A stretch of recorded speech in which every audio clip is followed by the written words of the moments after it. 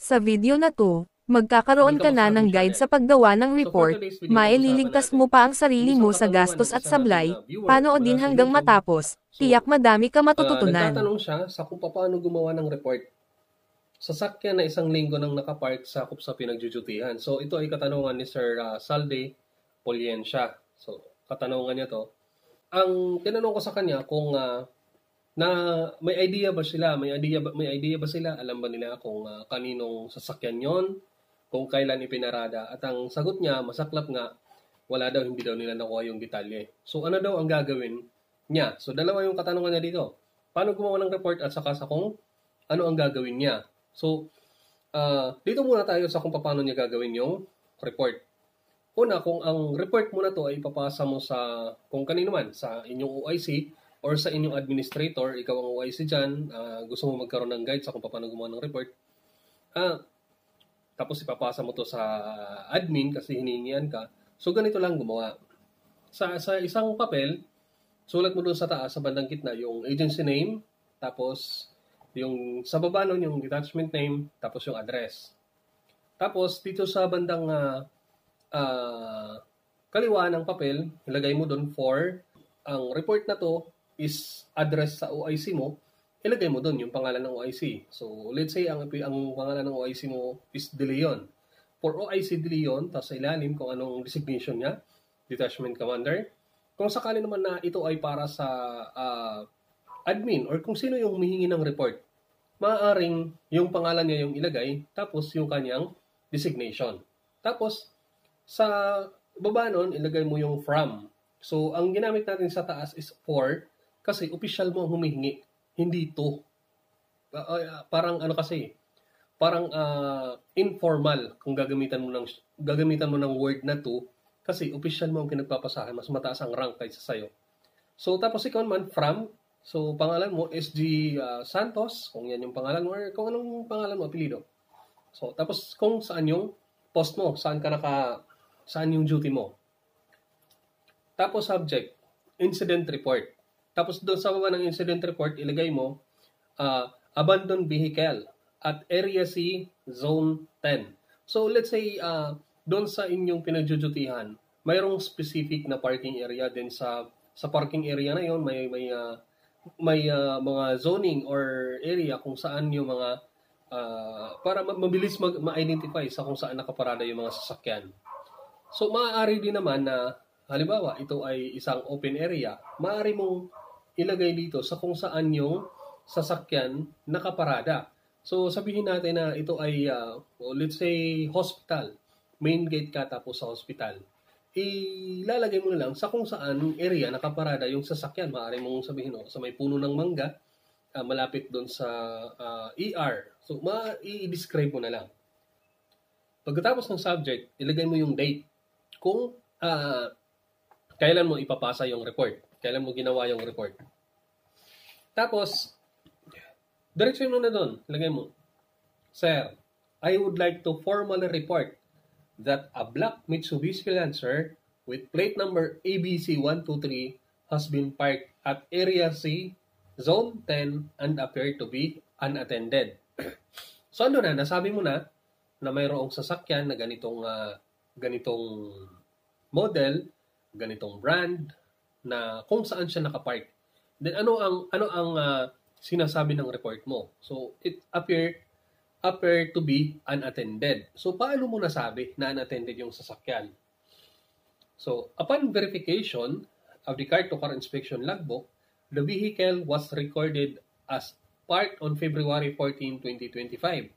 And up to this date, no person has been seen visiting or claiming ownership of this car. So, ayan, dahil nga sinabi mo na it appears to be unattended, ilagay mo kung paano mo nasabi na unattended. Based on car-to-car logbook. So by the way, yung car-to-car logbook pala, hindi ko alam kung lahat gumagamit nun. Pero kami, yung regarding doon sa car-to-car logbook, every night, lahat ng sasakyang nakaparada doon sa pinagjujutihan namin, halimbawa parking, lahat ng sasakyang nakaparada doon, kina-car-to-car namin yon. So, andyan yung parts, body parts ng sasakyan mula sa side mirror, emblem, lahat ng body parts ng sasakyan, Tapos ilalagay din namin kung ano ba yan, loss or may damage, kung ilang side mirror ang intact, or baka kasi mayroon kasing mga nagpaparada ng sasakyan na pumaparada lang para mag-claim na nawalan sila sa loob. So, ang purpose ng car to car is para i-check kung sa time na yan, ano ba ang status ng sasakyan mo. So, kung sasabihin niya na pag pumunta ako dito kagabi, nag-park ako kagabi, yung side mirror ko, yung kompleto pa. Pero ngayong umaga, kulang na ang side mirror ko. So, doon yun mag-check sa car-to-car logbook kung ilan yung side mirror mo kagabi. So, okay. So, tuloy tayo dito sa ating paggawa ng report. Siningit ko lang yung ng car-to-car kasi isa ring napakahalagang logbook, napakahalagang pag-i-inspection din yan. Kasi sa ating mga security guards, kapag may mga losses and damages, mostly, security ang pinagbabayad. Pero kung mayroon kang car-to-car logbook, magagamit mo yan para i-depensa ang iyong sarili. Sir, yung claim mo na may damage yung bumper mo, dito sa car-to-car logbook namin, nakalagay dito may damage talaga yung bumper mo. And if gusto nyo na maggawa ako ng content regarding sa kung paano mag-car-to-car, mag-comment kayo, gagawa ako. Okay? So, tuloy natin dito. As a part of the initial inquiry, I have asked employees within the area if they have any informations regarding the owner of the vehicle, but none of them could provide any details. So, ito kasing case na to, yung sa sasakyang nakaparada, nangyari na kasi sa amin to. Nangyari na sa amin to, then nagkaroon kami ng lesson. So, isang mahalagang bagay to na ma-share sa inyo para yung nangyari sa amin, hindi mangyari sa inyo. Okay. So, nag-inquire na siya doon sa dito sa report. Nag-inquire ka doon sa mga empleyado nyo, pero walang may nakakakilala sa kung sino yung may-ari.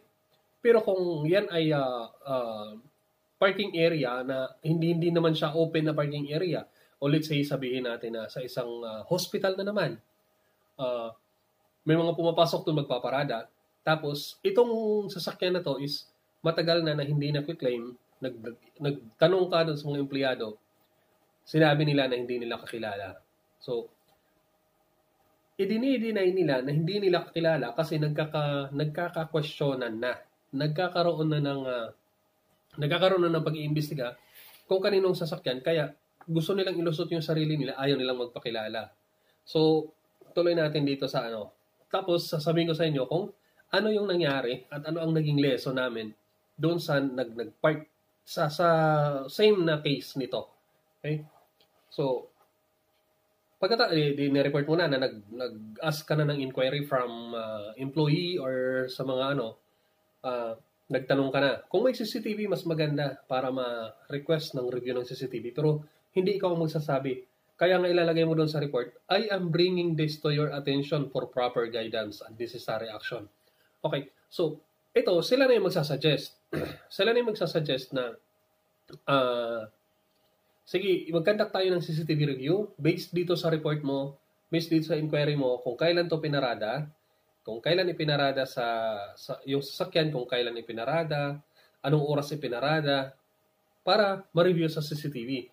Mas maganda kung kadikit nyo ang ng CCTV kasi mabilis to ma-review, mabilis to ma-trace kung sino ang nag-park. Pero mayroon kasing, sabi ko nga sa inyo, mayroon kasing may mga kumpare, may makakakilala na empleyado sa isang establishment na sasabihin, pare, makikiparada ako sa inyo. Yung ganitong sasakyan ko, makikiparada ako sa inyo. Tapos, ang tagal na hindi kukunin. Ang masaklap, sa ganyang case na hindi na ng security, hindi na notice ng security or hindi na ilag ng security ng parking attendant, yung sasakyan na yan, ang masaklap, pag nagkahanapan na wala kayong details, kayo ang pagagalitan. Kayo ang pagagalitan at minsan sasabihin, alisin nyo yan dyan. Alisin nyo yan dyan. So, ganun yung nangyari sa amin. Dahil yung sasakyan is ipinarada, mga ilang linggo rin na nakaparada doon. Yung head namin nagtanong na, kung tinanong na ang buong mga kakilala kung kaninong sasakyan, walang may umaamin. Walang may umaamin na hindi namin kilala yan. Ay kasi doon sa pinaparkingan na yun, may bayad. May bayad ang pagparada. So, nasa 60 pesos yata noon ang overnight. Sa tagal niya doon, siguro mga nasa 400, 500 na ang kanyang bayaran. Sa tagal na nakaparada doon, sa tagal na nag-overnight. Siguro iniiwas nila sa payment, kaya hindi natin alam anong dahilan. Tapos ang masaklap dahil nga na-pressure na yung isang official, na-pressure na lagi siyang tinatanong with regard sa sasakyan. So ang ginawa ng official ko, itinawag niya sa ANCAR kasi possible na yung sasakyan is involved in any may problema, iniwan lang dyan or sabihin natin hot car, ginamit sa krimen, dyan lang iniwan. Isa pang ginawa ng in-charge ko is tumawag sa towing. Pero sa towing kasi hindi sila magto-tow. Yung towing company, hindi pala nagto-towing ang towing company at kahit yung MMDA sa kagayan yan na sasakyan nasa loob ng compound nyo. Hindi pala nila tinotow yan. Nangyari na sa amin yan, sinubukan namin na ipatow, hindi sila magtotow. Ang suggest nila, itulak nyo palabas. Then pag nakaharang na dun sa labas, itotow namin. Kung sakali nga matow ng MMDA, makuha ng MMDA or ng kung sino na nagtotow, tapos lalabas yung may-ari. Kasi wala na dyan yung sasakyan. So yung mga kakilala niyan sa loob ng inyong establishment, ay lalabas, sasabihin na asa na yung sasakyan dito. Bakit nasa labas na? So sasabihin, itinulak, ipinatow. Kasi hindi naman itotow yan dito sa loob. Ipinatow. So kinuha na. Anong magiging kaso nyo? Kakasuhan kayo. Hindi ko alam kung anong magiging kaso nyo. Or let's say, sabihin natin, drive nyo. Magaling ka eh. Drive mo. Doon ka.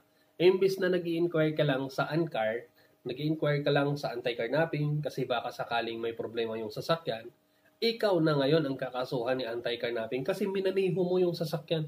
Yung sasakyan na nakaparada doon sa zone Area 10, nalipat sa ibang lugar. So, paano nalipat? O ikaw na ngayon ang kakasuhan ng anti-carnapping. Tapos, kung gagasgasan, babasagan ng salamin kasi hindi nga lumalabas eh. So, magkakaroon ka pa ng kasong damage to property. Imbis na ang magbabayad, yung may sasakyan magbabayad ng 400, ikaw na ngayon ang magbabayad. Ang masaklap doon, kung may kulong ka pa. Hindi magpipiyansa ka pa. Ikaw pa gagasto ng malaki. At ang masaklap, pag dumating sa iyo pag mangyari sa iyo ang case na yan, ang tanong, susuportahan ka ba ng establishment na pinagtatrabahuan mo? So, let's say, sinabi natin, ipapatow natin. Or let's say, sabihin natin na legal. Yung sasakyan is nakapark doon sa gilid ng kalsada. Then, yung gilid ng kalsada na yun is, ang establishment nyo ay inaalaw ng isang city, kagaya sa Manila. So, may mga establishment silang inaalaw. Let's say, ang establishment nyo ay inaalaw ng isang city na mag-park sa gilid ng kalsada. Pero dahil may questionable na sasakyan, ipinatow nyo. Ang pagpatow, babayaran mo yan eh. Babayaran mo yan yung pagpapatow niyan. Ikaw, gagasto ka. Ang establishment nyo ba, gagasto? Baka hindi. Pera mo, sarili mong bulsa. Pag nagkaroon ng kasuhan regarding sa sasakyan na yan, tutulungan ka ba ng establishment? Malamang hindi. So, kung kakuntsaba nyo naman yung CCTV operator, make sure na wala yung hindi gumagana yung camera or walang kamerang nakatutok. Huwag nyong alisin yung sasakyan. Huwag nyong gagalawin. Huwag nyong babasagin yung pinto. Yung salamin, huwag nyong gagasgasan. Yung iba nilalagyan ng may mga placard na nilalagay para lang mapaalis. So, hindi kasi basta-bastang tinuto yan. Pero kung ako dyan, siguro, pwede namang pakiusapan yung CCTV operator na pwede bang i-dead muna natin yung camera pansamantala. Papasingawin ko lang yung gulong. Pag flat na lahat ng gulong, lalabas yung lalabas yung mga kakilala niyan. Ay, sa kumpare ko yan, kilala ko yun eh. Nung tinatanong kita noon kung kaninong sasakyan to, ang sabi nyo, hindi nyo alam. Ngayong lagapak na lahat ng gulong, ngayong yung sasakyan ay tinaw na, ngayon yung sasakyan ay plate number na lang na A1, pinatira na sa mga Banawi boys, sasabihin nyo, kakilala nyo. Noon, tinatanong ko kayo, wala, hindi nyo kakilala. So, yun ang masaklap. So, sa inyo nga, sir, ang gagawin mo lang, kung sakaling may ganyang nakaparada, wag niyong pakikialaman yung sasakyan. So, yung sinasabi kong pagpasingaw ng gulong, last option na yun kung hindi talaga lalabas yung may-ari. Pasingaw ng gulong, pero wag kang magpapakita kasi pag makita ka, baka ikaw pa yung makasuhan sa damage to property. Imbis na magbabayad lang sila sa kung magkano yung parking, baka ikaw pa makasuhan. Pero pwede mong pasingawin yung pito niyan, sumisingaw yan. Okay? So, ayan, hanggang dun lang. Pasensya na. Yun talaga yung huling option. Ano yung may-ari. Kasi kung gagalawin nyo yan, maaaring kayo ang mabalikan. Maganda na lang sana kung titirahin yan ng yung mga pakalat-kalat natin, yung mga terador ng mga Banawi Boys. Maganda kung ganyan lang yung mangyayari. Kasi wala namang, di ko naman alam kung kanino yan, di ba? Kaya lang, nasa compound nyo. Still, may liability pa rin kayo kung bakit nanakawan yung sasakyan. Okay? So, ayan, hanggang dun lang. Sana nabigyan ko ng kasagutan yung regarding sa report, sample lang yon. Pero yung doon sa paggagawin nyo sa sasakyan, ulit, wag nyong mamanihuin palabas. Mapapagasto ka lang, ipapatow nyo. At wag nyong mabasagin salamin, wag nyong gagasgasan. Wag ka lang magpakita sa camera pagka pinasingaw mo yung gulong. Yung 4. Okay? So, ayan, hanggang dun lang. Thank you.